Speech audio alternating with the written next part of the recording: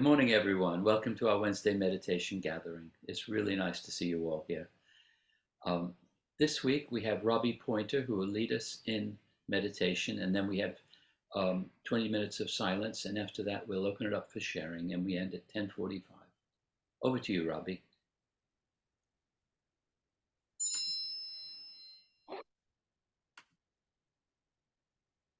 Oh, thank you very much, Dan. Can you all hear me?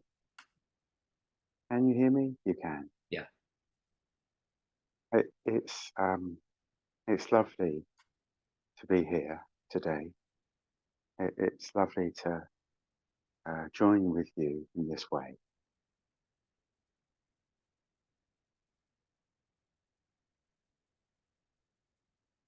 This is not the session that I planned to um, to do with you today, uh,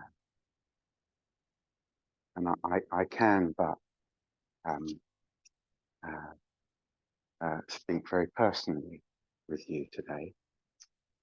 Um, 3 weeks ago, my nephew, my godson, my friend Jack, passed away very suddenly. I loved him very much, and his funeral was yesterday. So I am very raw with you this morning. And although the surface of the sea is raging, there is a calm beneath the waves. And I reach for that calm many times a day. And that calm is symbolized by the presence of A Course in Miracles in my life. I should explain that this session with you today was booked some time ago, quite a few months ago, and I had prepared a session, but the last few weeks my mind has been very higgledy-piggledy, and I completely forgot that I was booked to be here. I haven't been checking my emails too much, and Jim sent me a confirmation email on Monday, which I only opened when I got home yesterday. And I immediately thought, no.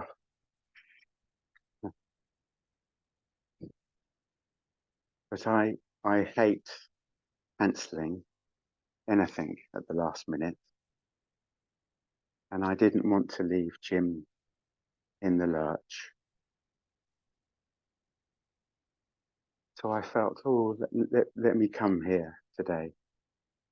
Let me come and be with you. This is such a lovely, kind, welcoming space. It's just lovely to be with fellow Course in Miracles students and my brothers and sisters. And my thinking today was to, as a meditation, share with you a workbook lesson that I've been reading in the morning and in the evening every day for the last few weeks. And it has been of such comfort and support, and it encapsulates the whole process of the course and is a lovely symbol of the peace that I've been reaching for.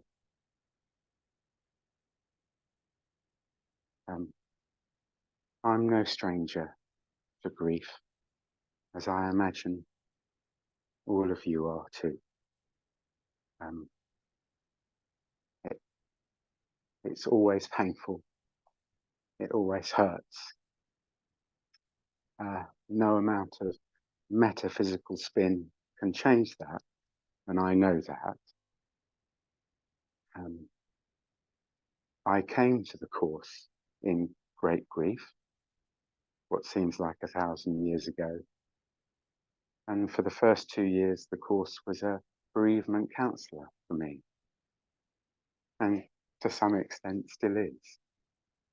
Then it became a coping mechanism, or rather it guided me to the ultimate coping mechanism, which is to keep bringing back, keep coming back into my mind and reaching for that mysterious something in my mind that knows the truth of me and knows the truth of everyone.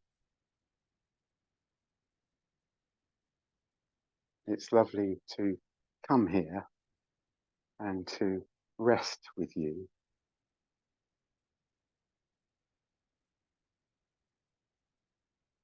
It's funny that I'm sure you'll understand what I mean. Grief has a very powerful way of clarifying that which is important and that which is not important.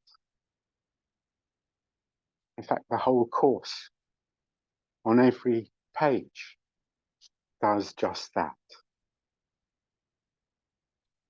And before I begin this lesson, I wanted to express my tender and profound appreciation and gratitude for the presence of the course in my life. And I recognize many things that I take for granted with this book. The course is like an old and trusted and familiar friend. It's just there in my life. It's part of the landscape of my life, my fridge, my cooker, my computer, A Course in Miracles. And I trust it implicitly, and my doors are wide open for it every day. And it doesn't threaten me. It doesn't confront me. It has no agenda other than my joy and my peace.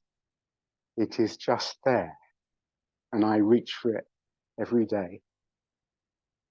And it's an old, trusted, familiar friend. And I take it for granted. I'm sorry. The other thing I take for granted that I've been so mindful of is every time I open this book, no matter where I open it, whether it's the text, whether it's the lesson I'm about to read, whether it's the clarification of terms, whether it's the index page, I am always transported outside of time and space. And that is so lovely, because I know that the course is talking directly to my mind that is choosing to believe that I am Robbie, a finite body in a temporal world. And just the awareness of that, whether I choose to act on it or not, just the awareness that I am a mind is so comforting and brings me such peace.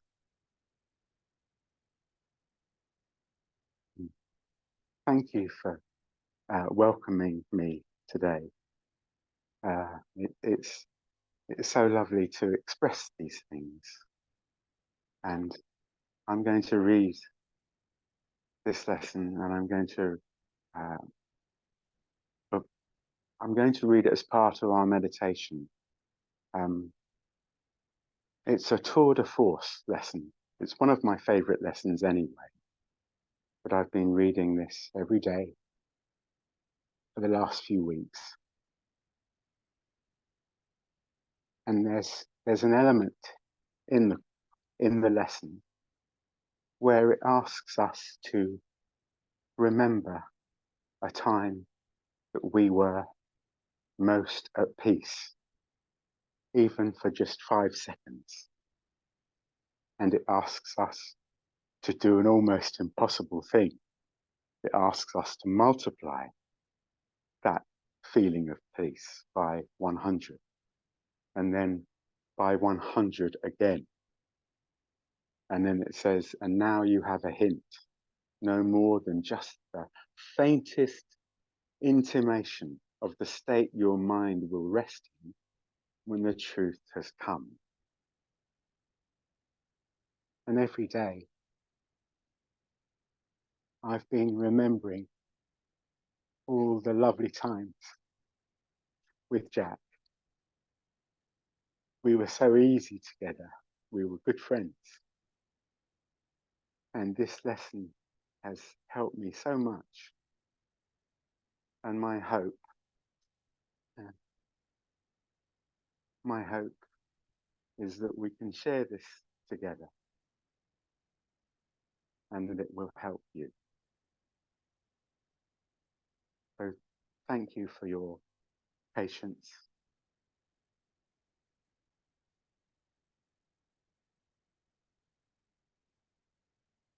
It is so lovely to be here. I hope my words don't upset you. I have this ridiculous voice. This is my ego saying, you shouldn't be here. You shouldn't come here in this state. You should be at peace. You should be cheery, which of course is ridiculous because I came to this course because of the pain of death. I came to this course to misquote Bill Thetford. I came to this course because there must be another way. There has to be another way to be in this world and reach for peace. Thank you. So Teresa, if you ring your bell, and I would invite everyone to close your eyes or keep them open. It's entirely up to you. And I will do my best to give this beautiful lesson the gentleness and the timing that it requires. Okay.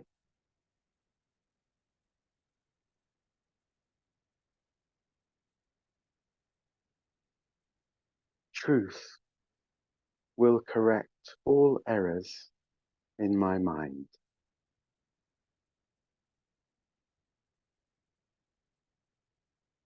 What can correct illusions but the truth?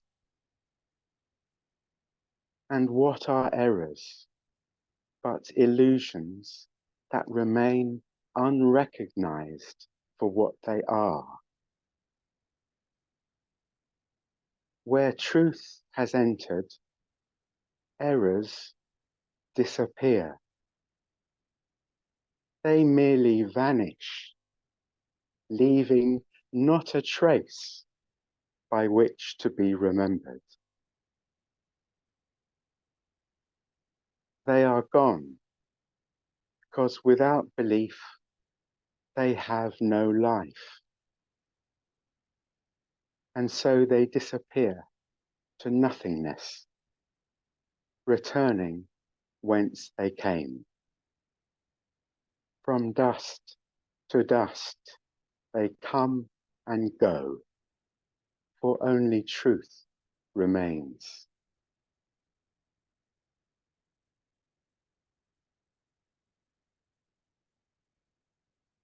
Can you imagine what a state of mind without illusions is, how would it feel? Try to remember when there was a time, perhaps a minute, maybe even less, when nothing came to interrupt your peace, when you were certain you were loved and safe.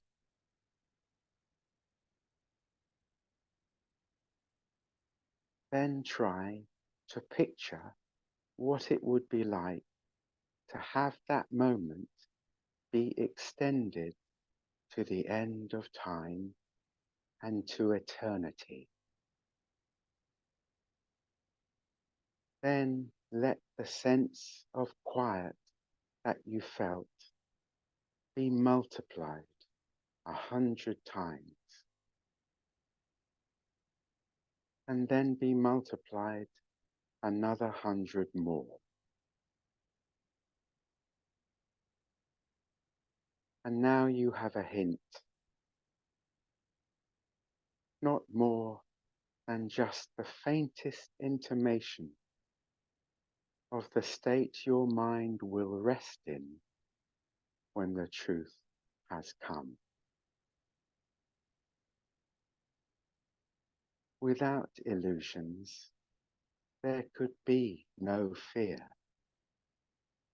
no doubt, and no attack. When truth has come, all pain is over, and there is no room for transitory thoughts and dead ideas to linger in your mind. Truth occupies your mind completely, liberating you from all beliefs in the ephemeral. They have no place because the truth has come, and they are nowhere. They cannot be found, for truth is everywhere, forever, now. When truth has come, it does not stay a while to disappear or change to something else. It does not shift and alter its form, nor come and go and go and come again.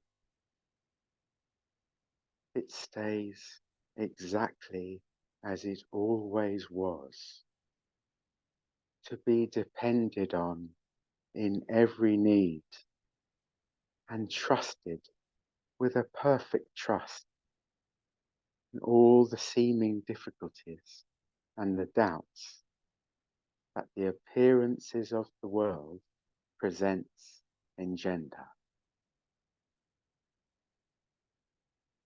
They will merely blow away when truth corrects the errors in your mind. When truth has come, it harbors in its wings the gift of perfect constancy and love, which does not falter in the face of pain, but looks beyond it steadily and sure. Here is the gift of healing, for the truth needs no defense, and therefore no attack is possible. Illusions can be brought to truth to be corrected, but the truth stands far beyond illusions and cannot be brought to them to turn them into truth. Truth does not come and go nor shift, nor change, in this appearance now and then in that, evading capture and escaping grasp. It does not hide. It stands in open light, in obvious accessibility. It is impossible that anyone could seek it truly and would not succeed. Today belongs to truth. Give truth its due, and it will give you yours. You were not meant to suffer and die. Your Father wills these dreams be gone. Let truth correct them all. We do not ask for what we do not have. We merely ask for what belongs to us, that we may recognize it as our own.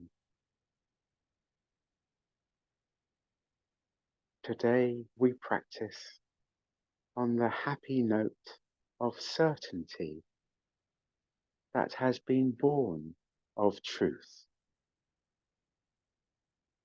The shaky and unsteady footsteps of illusion are not our approach today. We are as certain of success as we are sure we live and hope and breathe and think. We do not doubt we walk with truth today and count on it to enter into all the exercises that we do this day.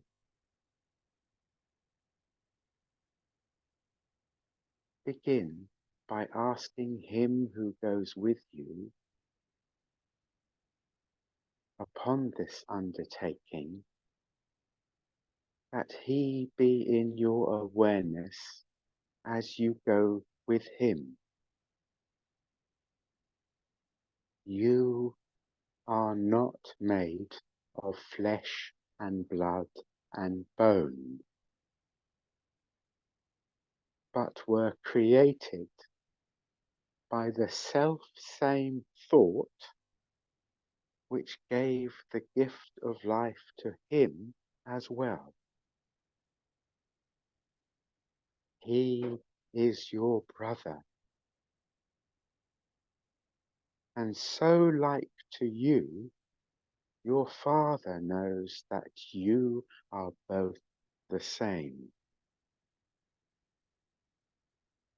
It is yourself you ask to go with you, and how could He be absent where you are?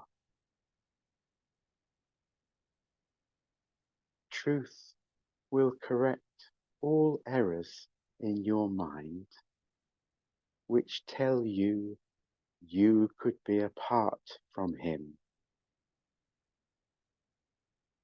You speak to Him today and make your pledge to let His function be fulfilled through you.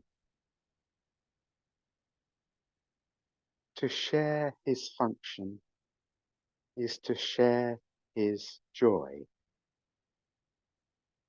His confidence is with you as you say, truth will correct all errors in my mind, and I will rest in Him who is myself. Then let Him lead you gently to the truth. which will envelop you and give you peace so deep and tranquil that you will return to the familiar world reluctantly. And yet you will be glad to look again upon this world, for you will bring with you the promise of the changes which the truth that goes with you will carry to the world. They will increase with every gift you give of 5 small minutes, and the errors that surround the world will be corrected as you let them be corrected in your mind.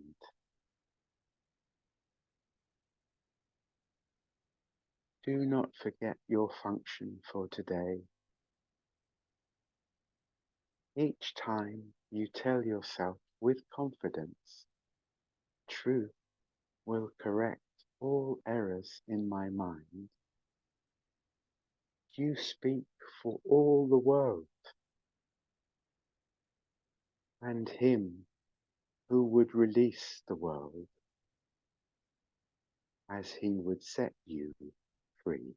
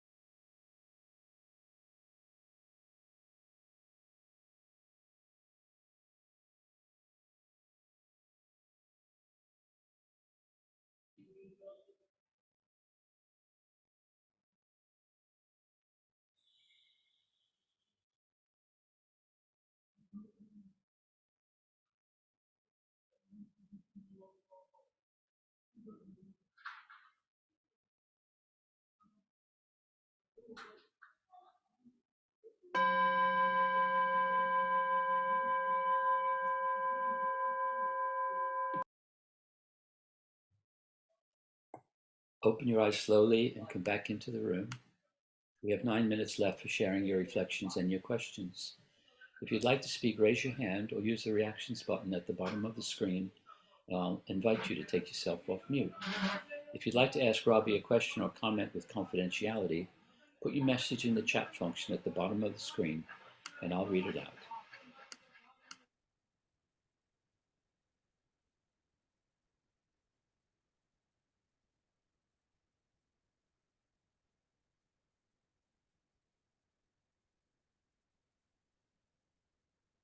Annie, take yourself off mute.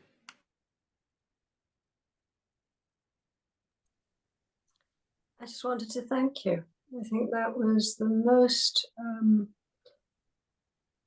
wonderful sharing of the pain and the grief and letting it go and helping us all let it go, because we all have it within us. I just think it was profound and brave of you, I have to say, to come on after having suffered something so painful and so raw. So I just want to send you my appreciation and love and thanks. Yeah. Thank you. Thank you. Thank you. Can you hear me? Am I on mute? We can hear you, yes. You can hear me? Yes. Thank you, Annie. Thank you very much.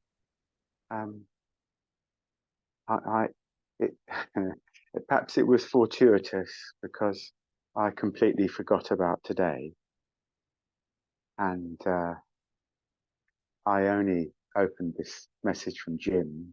Apologise, Jim, last night, and I had I remembered, I would have probably postponed. And the last thing I did was I just threw it to our old friend, the Holy Spirit. I said, should I do this?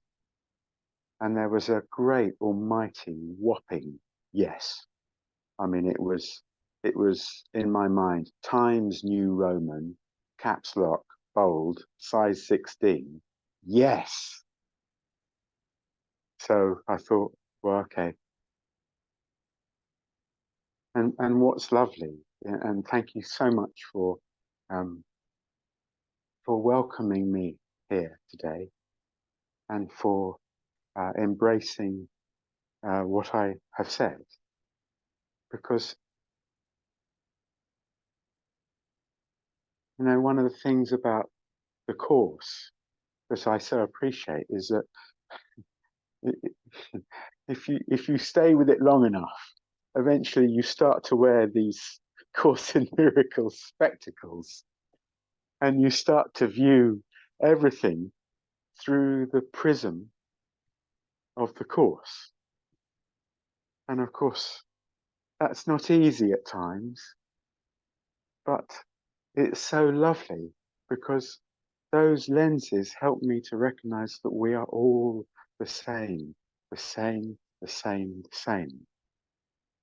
And I sense that what I'm experiencing now, you are all very familiar with.